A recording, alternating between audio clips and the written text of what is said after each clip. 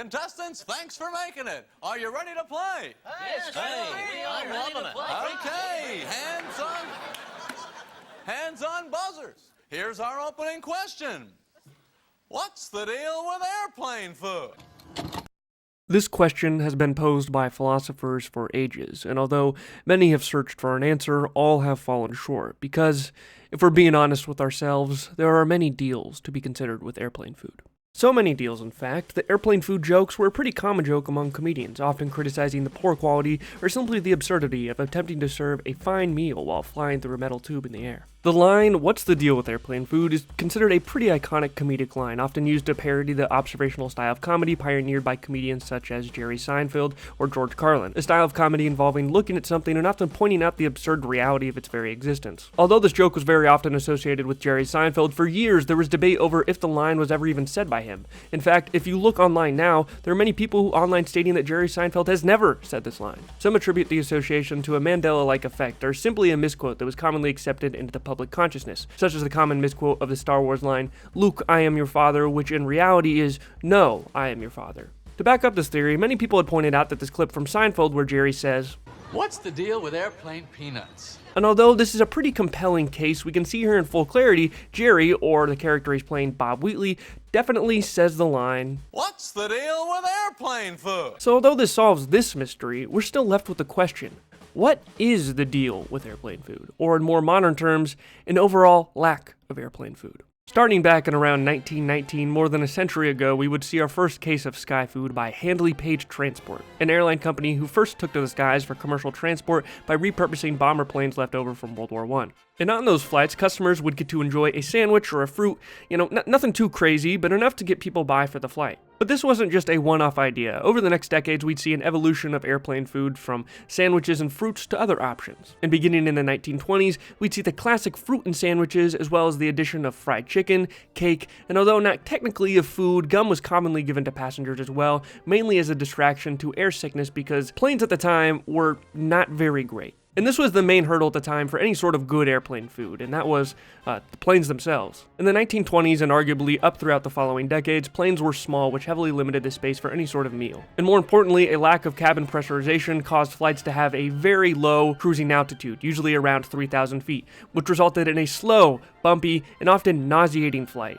Hard to enjoy something like a nice plate of spaghetti when the lightest amount of turbulence could have marinara sauce flung all over your face. There also really wasn't a great way to keep food warm and to cook food on the plane, so although the nicest options were things like fried chicken, this wasn't nearly as common as things like colder snacks. So for the time being, foods were pretty limited. In the 1930s, we'd see a bit of improvement as commercial aircrafts also began to improve, with services such as United Airlines being the first to offer an in-flight kitchen with the option of fried chicken or eggs. So, lots of poultry. And yes, they actually just had like a fridge and a stovetop in their planes, which, ignoring the danger that frying chicken in something like a plane might possess with turbulence, having the ability to turn boiling grease into a third-degree burn projectile, there's also some more issues we'd find with trying to cook or store food in general. At these higher elevations, cooking tends to take longer due to a decrease in the boiling point of water. On top of this, food spoils much faster at higher elevations, which when combined, definitely wasn't an ideal environment when we were trying to figure out and improve the culinary flying experience, but we were taking steps in the right direction. The 1940s would be a decade that would see a massive boom in aircraft technology due to a little event you might have heard of called World War II, leaving in its aftermath a ravaged Europe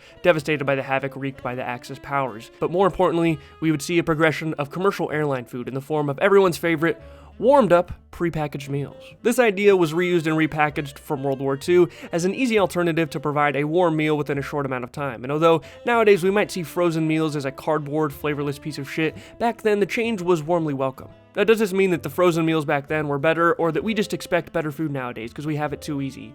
No, from everything that I read, the meals were actually pretty good quality, especially on airlines like Pan Am that would offer fruit cocktails, some tomato soup, a bit of chicken, Boston cream pie, and of course, alcohol for getting drunk on your flight for a work meeting. And yes, although some of these meals were prepackaged and refrigerated and then heated up again, some of these items such as cold cuts and potato salad were already served cold, so there wasn't any reheating required. So airplane food up until this point in time was definitely improving right alongside airplane technology, but it was still more of a means to an end. It wasn't going to win any awards and was mainly a moderately okay and freely provided slice of comfort in what could be viewed as an otherwise mediocre mode of transportation. But the 1950s, That's when things started to get booming. In this decade, we'd see class distinctions with the introduction of the economy class, a way cheaper way to travel, but that definitely didn't mean you had to eat bad. No.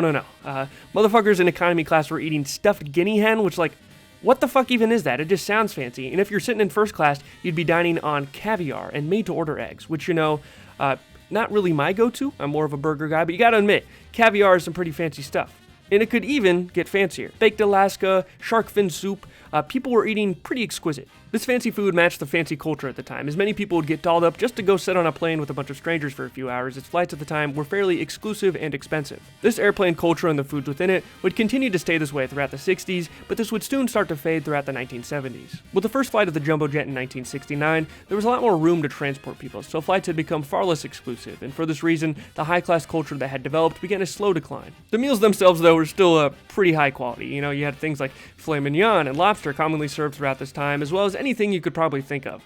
But this high-class culture, expensive ticket prices, and luxury meals would all come crashing down in 1978 when Jimmy Carter would sign into law the Airline Deregulation Act. Now, you may have been wondering this whole time, like, damn, why are these meals so fancy? Why did a plane ride have to be served alongside caviar and whatever the fuck a guinea hen is? Well, this is actually mainly due to regulations imposed on commercial flights within the United States during this time. These regulations dictated plane routes, prices, and, well, pretty much everything. And since pricing was fixed across airlines, the real way to be competitive was to offer a better flight experience, often meaning fancy foods and an experience aiming to maximize comfort. Although Carter's intentions were noble, hoping to allow for competition, new business, and much cheaper ticket pricing, he would inadvertently sign the epitaph of quality airline food. The 80s could be known as a lot of things. The Ronald Reagan era, the decade where video killed the radio star, but most importantly, it'd be the era in which we'd see airplane food take a nosedive in quality. For the people riding first class, the meals were still pretty high quality. Not as fancy, but still reaching at least restaurant quality standards. However, for the majority of people who weren't riding first class,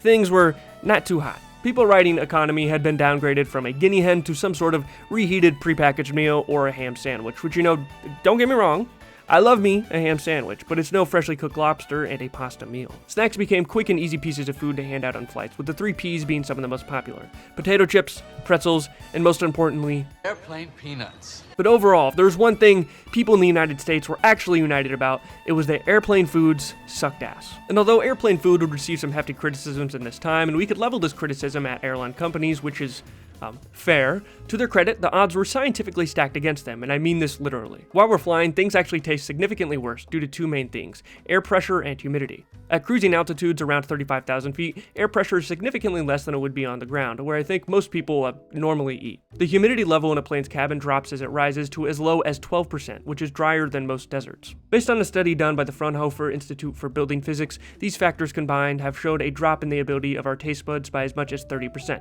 particularly affecting our ability to taste salty and sweet flavors. Which, before this deregulation era, airlines would make up for this by having an excessive amount of sauces or seasoning on their fancy foods. So yeah, although the food quality was much poorer now, at least it was free. And then 9/11 happened. 9/11 would be a shock for America as a country. People were panicking, people didn't feel safe, people were angry, people were racist, really racist sometimes, and people did not want to fly. For this reason, as well as a few other economic factors, airline companies saw a massive drop in profits, and so they looked to cut costs where they could, ultimately deciding to slowly cut complimentary meals. Some longer or continental flights might offer a free meal as part of their ticket, but slowly most airlines on shorter flights specifically would cut out any free meal, with people mainly getting a snack like pretzels or Biscoff cookies. And by 2010, the last holdout, Continental Airlines would stop giving out free meals on domestic flights, limiting free meal options to international flights in almost all cases. The food served now seemed to be a shadow of its former self. What happened to luxury? What happened to class? And well,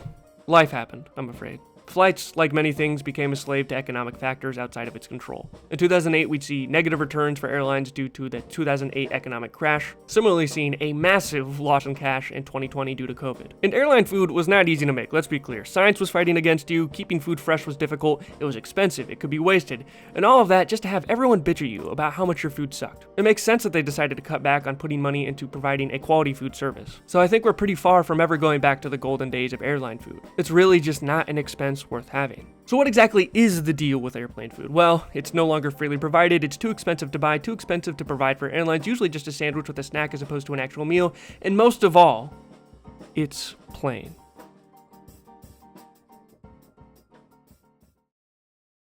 Hey everyone, I appreciate you watching this month's video. That one Goosebumps episode from the last video kind of made this idea pop into my head. It's a random one for sure. I don't think this is going to do too well in the algorithm, but you know, who cares? I just hope you enjoyed it. Special thanks, of course, to this month's patrons. Mads, Griff, Einar Anderson, Turmeric, Maddie Grady, Zarl Dunking, Kenny, Daddy Yam, and Bup1. Your support is truly uplifting, and if you haven't lifted off already, I appreciate everyone else for watching as well. So before we make our descent, this is your captain speaking, wishing you the best, and until next time, take care.